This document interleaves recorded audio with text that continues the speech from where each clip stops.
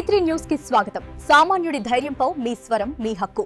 నిజాన్ని నిస్సందేహంగా మీ ముందుకు తీసుకువచ్చే మా ఛానల్ D3 న్యూస్. మీ యాంకర్ ప్రియా. నారీ శక్తి దేశ శక్తి, నారీ శక్తి దేశ శక్తి, నారీ శక్తి దేశ శక్తి, నారీ శక్తి దేశ శక్తి.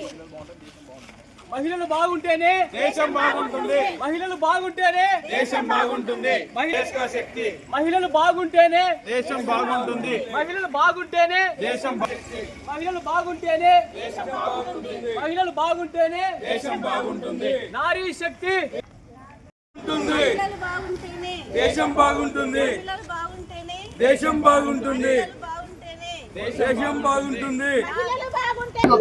అందరికీ నమస్కారము. ఈరోజు మహిళా శక్తి నారీ లోకం చాలా ఆసక్తితో ముందుకు కదిలి వచ్చింది.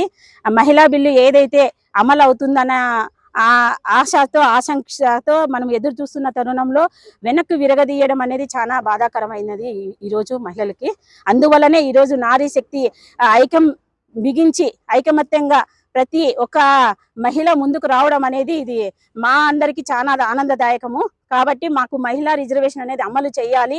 అమలు చేసే వరకు ఇలానే మేము పోరాడతాము. ప్రతి మండలం నుంచి, జిల్లా నుంచి, దేశవ్యాప్తంగా కూడా మేము నారీ శక్తి అంటే ఒక ఐకమత్యం ఎలా ఉంటుందో మేము చూపిస్తాము. మరి ఎక్కడైతే స్త్రీలను పూజింపబడతారో అక్కడ దేవతలు ఉంటారనేది మన పెద్దలు చెప్పిన సిద్ధాంతాలు.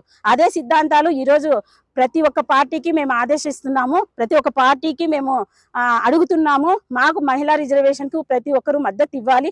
ఇది ఏ పార్టీలకు అతీతంగా మేము చేయటం లేదండి. మేము అందరము అన్ని వర్గాలు కలుపుకొని మేము ఈరోజు నారీ శక్తి అనేది ఒక పాదయాత్రగా మేము కొనసాగించి ప్రతి ఒక్కరిని మేము ఒక అభ్యర్థుల మాదిరిగానే మేము అడుగుతున్నామే కానీ ఎక్కడ ఇది ఎవరిని విమర్శించి మేము మాట్లాడడం లేదు.